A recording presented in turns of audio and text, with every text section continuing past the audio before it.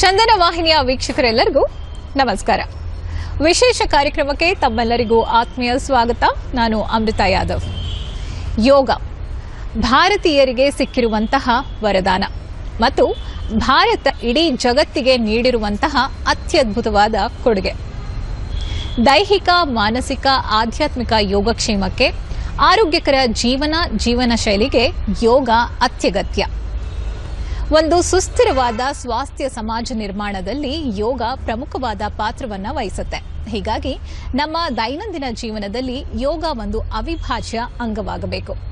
ವೀಕ್ಷಕರೇ, ಇವತ್ತಿನ ವಿಶೇಷ ಕಾರ್ಯಕ್ರಮದಲ್ಲಿ ನಮ್ಮ ಜೊತೆ ಒಬ್ಬ ವಿಶೇಷವಾದ ಅತಿಥಿ ಇದ್ದಾರೆ. ಇವರೇ ಖ್ಯಾತ ಜಲಯೋಗ ಪಟು ಡಾಕ್ಟರ್ ಸವಿತಾ ರಾಣಿ ಅವರು. ಇವರನ್ನ ಕಾರ್ಯಕ್ರಮಕ್ಕೆ ವೆಲ್ಕಮ್ ಮಾಡೋಣ. ಮೇಡಮ್ ನಮಸ್ತೆ, ಕಾರ್ಯಕ್ರಮಕ್ಕೆ ಸ್ವಾಗತ. ಸೊ ಈಗ ಈ ಹಿಂದೆ 2 ಬಾರಿ ನೀವು ಕುಂಭಮೇಳದಲ್ಲಿ ಪ್ರದರ್ಶನವನ್ನ ನೀಡಿದ್ರಿ, ಮತ್ತೆ ಇತ್ತೀಚೆಗೆ ಪ್ರಯಾಗ್ರಾಜ್ನಲ್ಲಿ ನಡೆದಂತಹ ಮಹಾಕುಂಭಮೇಳದಲ್ಲೂ ಕೂಡ ನೀವು ಒಂದು ಜಲಯೋಗದ ಪ್ರದರ್ಶನವನ್ನ ನೀಡಿದ್ರಿ. ಅದರ ಅನುಭವ ಹೇಗಿತ್ತು? ನಾನು 3 ಕುಂಭಮೇಳದ ಜಲಯೋಗ ಪ್ರದರ್ಶನ ಮಾಡಿದೆ. ಅದು ನನ್ನ ಸೌಭಾಗ್ಯ ಅಂತಾನೆ ಹೇಳ್ಬೋದು. ಒಂದು ಕುಂಭಮೇಳ ಅಂಬಿಗರಹಳ್ಳಿ ನಡೀತು, ಇನ್ನೊಂದು ಕುಂಭಮೇಳದಲ್ಲಿ KR ಪೇಟೆನಲ್ಲಿ ಮಾಡಿದೆ. ಈ 3ನೇದು ಮಹಾಮೇಳ 144 ವರ್ಷದಲ್ಲಿ ಒಂದ್ಸತಿ ನಡೆದ ಮೇಳ ಪ್ರಯಾಗ್ರಾಜ್ನಲ್ಲಿ ನನಗೆ ಜಲಯೋಗ ಮಾಡುವಂತಹ ಒಂದು ಸೌಭಾಗ್ಯ ನನಗೆ ಸಿಕ್ತು. ಬಹಳ ಸಂತೋಷ ಆಯ್ತು. ಯಾಕಂದ್ರೆ ಅಲ್ಲಿ ಎಂತೆಂತ ಸಾಧು ಸಂತರು, ಎಷ್ಟೊಂದು ಭಕ್ತಾದಿಗಳು ಇದ್ರು. ಎಲ್ಲರೂ ನನ್ನ ಆ ಒಂದು ಪರ್ಫಾರ್ಮೆನ್ಸ್ ನ ನೋಡಿದ್ರು, ತುಂಬಾ ಜನ ಅಪ್ರಿಶಿಯೇಟ್ ಮಾಡಿದ್ರು. ಆ ಅಪ್ರಿಶಿಯೇಷನ್ ನನ್ಗೊಂದು ಮೋಟಿವೇಶನ್ ಮತ್ತೆ ಇನ್ಸ್ಪಿರೇಷನ್ ಆಗಿ ಆಯ್ತು. ನನಗೆ ತುಂಬಾ ಸಂತೋಷ ಆಯ್ತು. ಮತ್ತೆ ಅಲ್ಲಿ ತುಂಬಾ ಜನ ಯೋಗಿಗಳನ್ನ ಭೇಟಿ ಮಾಡುವಂತಹ ಅವಕಾಶ ಸಿಕ್ತು.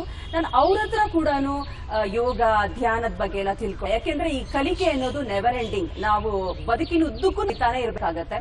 ಸೊ ಅಂತ ವ್ಯಕ್ತಿಗಳನ್ನ ನಾನು ಭೇಟಿ ಮಾಡುವಂತಹ ಒಂದು ಅವಕಾಶ ನನಗೆ ಮಹಾಕುಂಭಮೇಳದಲ್ಲಿ ಸಿಕ್ತು. ನಿಜ, ಯಾಕಂದ್ರೆ ಲಕ್ಷಾಂತರ ಕೋಟ್ಯಾಂತರ ಜನ ಸೇರುವಂತಹ ಜಾಗ, ಮತ್ತೆ ಅಲ್ಲಿ ಭಾಗಿಯಾಗೋದೇ ಒಂದು ಅದೃಷ್ಟ. ಅದರಲ್ಲಿ ನೀವೊಂದು ಈ ರೀತಿ ಜಲಯೋಗ ಮಾಡಿದ್ದೀರಾ, ತುಂಬಾ ಸಂತೋಷ. ಮತ್ತೆ ಈಗ ನೀವು ಮಹಾಕುಂಭಮೇಳದ ಬಗ್ಗೆ ಹೇಳಿದ್ರಿ. ಇದರ ಜೊತೆಗೆ ನೀವು ಒಂದಷ್ಟು ವರ್ಷಗಳ ಹಿಂದೆ ಡೇಗೆ ಅಂತ 3x6 ಫೀಟ್ ಧ್ವಜವನ್ನ ಹಿಡ್ಕೊಂಡು ಕೂಡ ನೀವು ಜಲಯೋಗವನ್ನ ಮಾಡ್ತೀರಾ. ಅದರ ಎಕ್ಸ್ಪೀರಿಯನ್ಸ್ ಯಾವ ರೀತಿ ಇತ್ತು? ನಮ್ಮ ದೇಶದ ಬಾವುಟನ ಇಟ್ಕೊಂಡು ನಾನು ಜಲಯೋಗ ಮಾಡಿದೆ. 2022 ಅಂತ ಅನ್ಸುತ್ತೆ. ಅದು ನನ್ನ ಸೌಭಾಗ್ಯ ಅಂತಾನೆ ಹೇಳ್ಬೋದು. ಅವಾಗ ತುಂಬಾ ಚಾಲೆಂಜಸ್ ಇತ್ತು. ಯಾಕಂದ್ರೆ ಅದು ದೊಡ್ಡ ಬಾವುಟ ಆಗಿತ್ತು, ಮತ್ತೆ ಸ್ವಲ್ಪ ಭಾರನೂ ಇರುತ್ತೆ. ಅದಕ್ಕೆ ಸ್ವಲ್ಪ ಮಟ್ಟದ ಗಾಳಿ ಬೇಕಾಗತ್ತೆ. ಯಾಕಂದ್ರೆ ಗಾಳಿ ಬಂದ್ರೆ ಧ್ವಜ ಹಾರುತ್ತೆ. ಒಂದೊಂದ್ಸತಿ ಅದನ್ನ ಮಾಡುವಾಗ ನಂಗೆ ಚಾಲೆಂಜಸ್ ತುಂಬಾ ಇತ್ತು. ಈವನ್ ಫೋಟೋಗ್ರಾಫರ್ಸ್ಗೂ ತುಂಬಾ ಚಾಲೆಂಜ್ ಇತ್ತು. ಯಾಕೆಂದ್ರೆ ಆ ದಿನ ಸ್ವಲ್ಪ ಡ್ರಿಸ್ಲಿಂಗು ಇತ್ತು, ಮಳೆ ಹನಿನೂ ಬೀಳ್ತಾ ಇತ್ತು. ಸಮ್ಟೈಮ್ಸ್ ತುಂಬಾ ಬಿಸಿಲಿತ್ತು, ಆದ್ರೆ ಗಾಳಿ ಬರ್ತಾ ಇರಲಿಲ್ಲ. ಬಟ್ ಒಂದ್ ಜಂಕ್ಷನ್ ದೇವ್ರ ದಯ, ಅಲ್ಲಿ ಬಿಸಿಲು ಇತ್ತು, ಸ್ವಲ್ಪ ಗಾಳಿ ಬಂತು, ಬಾವುಟ ಹಾರ್ತು.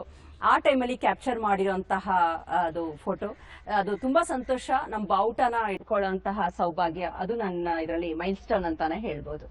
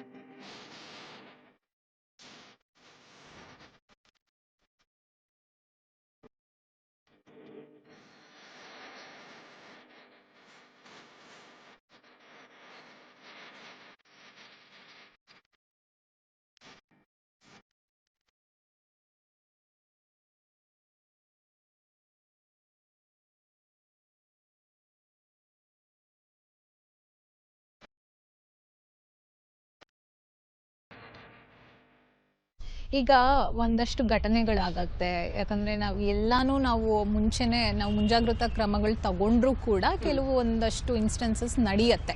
ನಿಮಗೆ ಮರೆಯಲಾಗದಂತಹ ಒಂದೇನಾದ್ರೂ ಘಟನೆ ನಡೆದಿತ್ತಾ, ಅಥವಾ ಮೆಮೊರಬಲ್ ಆಗಿ ಕೂಡ ಇರ್ಬೋದು, ಒಳ್ಳೇದಾದ್ರೂ ಆಗಿರ್ಬೋದು, ಅಥವಾ ಏನೋ ಒಂದು ಡೇಂಜರಸ್ ಅನ್ನೋಂತ ಸಿಚುವೇಶನ್, ಆ ಥರದ್ದು ಏನಾದ್ರೂ ಎಕ್ಸ್ಪೀರಿಯನ್ಸ್ ಆಗಿದೆ? ನನಗೆ ಆಕ್ಚುಲಿ ದೇವ್ರ ದಯದಿಂದ ಡೇಂಜರಸ್ ಅಂತ ಹೇಳಲ್ಲ, ಬಟ್ ಹೌದು ಕೆಲವು ಸತಿ ನಾನು ಕೆರೆಗಳಿಗೆಲ್ಲ ಹೋಗಿ ಈಜಿದಾಗ ಜಲಯೋಗ ಅಂತ ಮಾಡಕ್ಕೆ ಅಂತ ಹೋದಾಗ ಅಲ್ಲಿ ನಾನು ತುಂಬಾ ಅಕ್ವಾಟಿಕ್ ಫ್ರೆಂಡ್ಸ್ ನ ನೋಡಿದೀನಿ. ಕೆಲವು ಅಕ್ವಾಟಿಕ್ ಫ್ರೆಂಡ್ಸ್ ಸ್ವಲ್ಪ ಡೇಂಜರಸ್ ಆಗಿರುತ್ತೆ, ಸೊ ಅದು ನನಗೆ ಕಚ್ಚಿರೋ ಅಂತದ್ದು ಇದೆ, ಸಣ್ಣ ಪುಟ್ಟ ಇದು ಗಾಯಗಳಾಗಿರೋಂಥದ್ದು ಇದೆ. ಅಷ್ಟು ಬಿಟ್ರೆ ತುಂಬಾ ಕೆಟ್ಟ ಅನುಭವ ಆಗಿಲ್ಲ.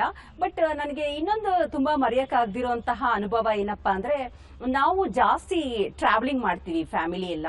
ಒಂದ್ಸತಿ ಹೀಗೆ ಅಬ್ರಾಡ್ಗೆ ಅಂತ ಹೋದಾಗ ನಾನು ಎಲ್ಲೇ ಹೋದ್ರೂ ನಂದು ಕಾಸ್ಟ್ಯೂಮ್ ಇದ್ದೇ ಇರುತ್ತೆ ಜಲಯೋಗ ಮಾಡ್ಲಿಕ್ಕೆ ಅಂತ. ನಾನು ಎಲ್ಲಿ ನೀರ್ ಸಿಕ್ಕಿದ್ರೆ ಆ ಆಪರ್ಚುನಿಟಿ ನಾನು ಮಿಸ್ ಮಾಡೋದಿಲ್ಲ.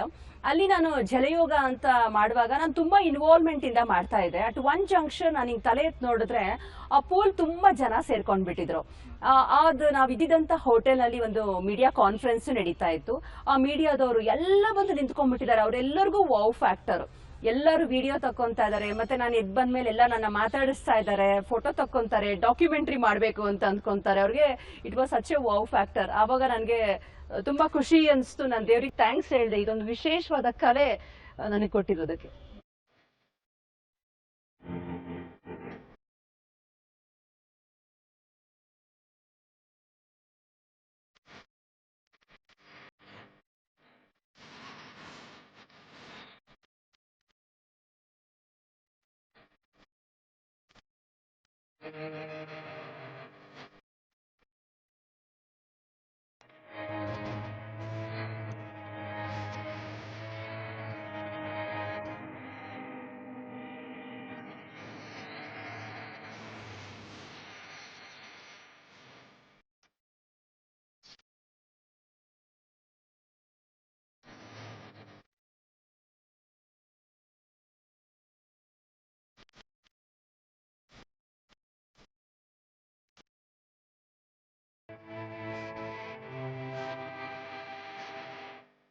ಒಂದು ಅಪರೂಪದ ಕಲೆ ಅಂತ ಹೇಳ್ಬೋದು. ಅದ್ರಲ್ಲೂ ನೀವು ಯಾವುದೇ ಗುರುವಿನ ಒಂದು ಏನು ತರಬೇತಿ ಇಲ್ಲದೆ ನೀವು ಕಲ್ತಿದ್ದೀರ ಸ್ವಂತವಾಗಿ. ಈಗ ಜಲಯೋಗ ಅನ್ನೋದು ಅಷ್ಟಾಗಿ ಎಲ್ಲರಿಗೂ ಗೊತ್ತಿರೋ ಅಂತ ವಿಷಯ ಅಲ್ಲ. ಯಾರೆಲ್ಲ ಈ ಒಂದು ಜಲಯೋಗವನ್ನ ಮಾಡಬಹುದು? ಇದಕ್ಕೆ ಆದಂತಹ ಒಂದು ನಿರ್ದಿಷ್ಟವಾದ ಕೆಟಗರಿ ಏನಾದ್ರೂ ಇದೆಯಾ, ಹೇಗೆ? ನಿಮ್ಮ ಮೊದಲಿನ ಪ್ರಶ್ನೆ, ನಿಮ್ಗೆ ಗುರುಗಳು ಅಂತ ನೀವು ಹೇಳಿದ್ರಿ. ಅಫ್ಕೋರ್ಸ್ ನಾನು ಆಗ್ಲೇ ಹೇಳಿದ ಹಾಗೆ ನನಗೆ ಈ ಜಲಯೋಗಕ್ಕೆ ಯಾರು ಗುರುಗಳಿಲ್ಲ. ಬಟ್ ನಾನು ವೀಕ್ಷಕರಿಗೆ ಈ ಒಂದು ಮೂಲಕ ನಾನು ರಿಕ್ವೆಸ್ಟ್ ಮಾಡ್ಕೊಳ್ಳೋದೇನಂದ್ರೆ, ಇದನ್ನ ಯಾವುದೇ ಒಂದು ಗುರುಗಳ ಸಹಾಯ ಇಲ್ಲದೆ ಇದನ್ನೆಲ್ಲ ಟ್ರೈ ಮಾಡಕ್ ಹೋಗ್ಬೇಡಿ. ಯಾಕಂದ್ರೆ ಅದಕ್ಕೆ ಆದಂತಹ ಅಂದ್ರೆ ತುಂಬಾ ಡೇಂಜರಸ್ ಇದು. ಯಾರೇ ಗುರುಗಳಿಲ್ದೆ ನೀವು ಮಾಡ್ಲಿಕ್ಕೆ ಅಂತ ಹೋಗ್ಬೇಡಿ. ಮತ್ತೆ ನೀವು ಕೇಳಿದ್ರಿ ಯಾರ್ಯಾರು ಇದನ್ನ ಮಾಡ್ಬೋದು ಮಾಡಬಾರ್ದು ಅಂತ. ಮೆಡಿಕಲ್ ಕಂಡೀಷನ್ಸ್ ನೋಡ್ಕೋಬೇಕಾಗತ್ತೆ. ಇವಾಗ BP ಇರೋದು ಅಥವಾ ಬೇರೆ ತಲೆ ತಿರುಗಿರೋದು ಅಂತವ್ರೆಲ್ಲ ಇದನ್ನ ಟ್ರೈ ಮಾಡಕ್ ಹೋಗ್ಬಾರ್ದು. ಯಾಕಂದ್ರೆ ನೀರಲ್ಲಿದ್ದಾಗ ಹೆಚ್ಚು ಕಮ್ಮಿ ಆಗಿ ನಿಮ್ಗೆ ಏನಾದ್ರು ಪ್ರಾಬ್ಲಮ್ ಆಯ್ತು ಅಂತಂದ್ರೆ ಮುಳುಗುವಂತಹ 100% ಸಾಧ್ಯತೆ ಇರುತ್ತೆ. ಅವಾಗ ಯಾರನ್ನ ಸ್ವಿಮ್ಮಿಂಗ್ ಗೊತ್ತಿರೋರಲ್ಲಿ ಇದ್ರೆ ಮಾತ್ರ ರಕ್ಷಣೆ ಮಾಡಕ್ಕಾಗತ್ತೆ. ಸೊ ಗುರುಗಳ ಸಹಾಯ ಇಲ್ಲದೆ ಇದಕ್ಕೆ ನೀವು ಹೋಗ್ಬಾರ್ದು ಅಂತ ನಾನು ಹೇಳಿಕ್ ಇಷ್ಟಪಡ್ತೀನಿ. ಅದು ತುಂಬಾನೇ ಇಂಪಾರ್ಟೆಂಟ್. ಯಾಕಂದ್ರೆ ಇಂಟ್ರೆಸ್ಟ್ ಇದೆ ಅಂದ್ ಮಾತ್ರಕ್ಕೆ ನಾವು ಎಲ್ಲಾನು ಒಂದು ಕರೆಕ್ಟ್ ಆಗಿ ಮೆಂಟರ್ಶಿಪ್ ಇಲ್ಲದೆ ಮಾಡಕ್ ಆಗೋದಿಲ್ಲ. ಓಕೆ, ಇನ್ನು ನಿಮ್ಗೆ ವರ್ಲ್ಡ್ ಬುಕ್ ಆಫ್ ರೆಕಾರ್ಡ್ ನಲ್ಲೂ ಕೂಡ ನಿಮ್ ಹೆಸರು ದಾಖಲಾಗಿದೆ. ಅದ್ರ ಜೊತೆ ಸಾಕಷ್ಟು ರೆಕಾರ್ಡ್ ಬುಕ್ಸ್ ಅಲ್ಲಿ ನಿಮ್ಮ ಹೆಸರು ಬಂದಿದೆ. ಸೊ ಆ ಒಂದು ಎಕ್ಸ್ಪೀರಿಯನ್ಸ್ ಹೇಗಿತ್ತು? ಏನೆಲ್ಲ ಚಾಲೆಂಜ್ ನ ನೀವು ಆ ರೆಕಾರ್ಡ್ ಮಾಡುವಾಗ ಫೇಸ್ ಮಾಡಿದ್ರಿ? ಎಷ್ಟು ಹೊತ್ತಿನ ಕಾಲ ನೀವು ಜಲಯೋಗವನ್ನು ಮಾಡಿದ್ರಿ? ನಂದು ಸುಮಾರು ಬುಕ್ ಆಫ್ ವರ್ಡ್ಸ್ ಅಲ್ಲಿ ನಂದು ರೆಕಾರ್ಡ್ ಆಗಿದೆ, ಜಲಯೋಗದ ಪರ್ಫಾರ್ಮೆನ್ಸ್ ರೆಕಾರ್ಡ್ ಆಗಿದೆ. But world book of records ಆಗಿರೋದು ನನಗೆ ತುಂಬಾ ತುಂಬಾ ಸಂತೋಷ ಆಯ್ತು. ಆ ರೆಕಾರ್ಡ್ಗೆ ನಾನು ಸುಮಾರು 9 ಗಂಟೆಗಳ ಕಾಲ ನೀರಲ್ಲಿ ನಾನು ಯೋಗ ಮಾಡಿದೀನಿ. ಮಧ್ಯದಲ್ಲಿ ಬಯಾಲಜಿಕಲ್ ಬ್ರೇಕ್ಸ್ ತಗೊಂಡಿದ್ದೀನಿ, ಬಿಟ್ರೆ ಕಂಟಿನ್ಯೂಸ್ ಆಗಿ ಯೋಗ ಮಾಡಿದೀನಿ.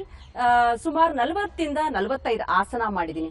ಸೊ ಆವತ್ತು ಕೂಡ ನಮ್ಗೆ ತುಂಬಾ ಚಾಲೆಂಜಸ್ ಇತ್ತು. ಯಾಕಂದ್ರೆ ಆ ಪರ್ಫಾರ್ಮೆನ್ಸ್ ಮಾಡುವಾಗ ಮಧ್ಯದಲ್ಲಿ ಮಳೆ ಬಂದ್ರೂ ಕೂಡ ನಾನು ಸ್ಟಾಪ್ ಮಾಡ್ಲಿಕ್ಕೆ ಆಗ್ಲಿಲ್ಲ. ಯಾಕಂದ್ರೆ ಅದು record, it is for the record. So ಹಾಗಾಗಿ ನಾನು ಬ್ರೇಕ್ ತಗೊಳ್ಳಿಲ್ಲ. ಅಂತ ಮಳೆ ಬಂದಾಗ್ಲೂ ಕೂಡ ನಾನು ಪರ್ಫಾರ್ಮ್ ಮಾಡಿದೆ. ನಂಗೆ ಅದ್ರ ಬಗ್ಗೆ ತುಂಬಾ ಸಂತೋಷ ಇದೆ. ಸೊ ಅದಕ್ಕೆ ನಾನು ಅಂದ್ಕೋತೀನಿ, ನಾವು ಜೀವನದಲ್ಲಿ ನಮಗೆ ಪ್ಯಾಷನ್ ತುಂಬಾ ಇಂಪಾರ್ಟೆಂಟ್. ನಮ್ಗೆ ಏನೇ ಮಾಡಿದ್ರು ಅದ್ರ ಬಗ್ಗೆ ಆಸಕ್ತಿ ಇರಬೇಕು. ಆಸಕ್ತಿ ಇದ್ದಾಗ ಅಲ್ಲಿ ಯಾವುದು ಕಷ್ಟ ಅನ್ಸಲ್ಲ. ಈವನ್ ಆ ವೆದರ್ ಫ್ಲಕ್ಚುಯೇಷನ್ಸ್ ನನಗೇನು ಕಷ್ಟ ಅನಿಸ್ಲಿಲ್ಲ. ನಾನು ಐ ಪರ್ಫಾರ್ಮ್ಡ್ ಅಂಡ್ ನನ್ನ ಹೆಸರು ಇವತ್ತು ವರ್ಲ್ಡ್ ಬುಕ್ ಆಫ್ ರೆಕಾರ್ಡ್ಸ್ ಅಲ್ಲಿ ಎಂಟ್ರಿ ಆಗಿದೆ. ನಂಗೆ ತುಂಬಾ ಸಂತೋಷ ಆಯಿತು. Great ma'am. ಯಾಕಂದ್ರೆ ಸುದೀರ್ಘವಾಗಿ ನೀವು 9 ಗಂಟೆಗಳ ಕಾಲ ಮಾಡಿದ್ದೀರಿ ಅಂತ ಹೇಳಿದ್ರಿ. ಮತ್ತೆ ಅದೇ ನೀವು ಹೇಳ್ದ ಹಾಗೆ ಫೋಕಸ್ ಕರೆಕ್ಟ್ ಆಗಿದ್ರೆ, ನಮಗೆ ಗೋಲ್ ಕರೆಕ್ಟ್ ಆಗಿ ಸೆಟ್ ಆಗಿದ್ರೆ ಬೇರೆ ಯಾವುದು ನಮಗೆ ಮ್ಯಾಟರ್ ಆಗಲ್ಲ ಅನ್ನೋದು.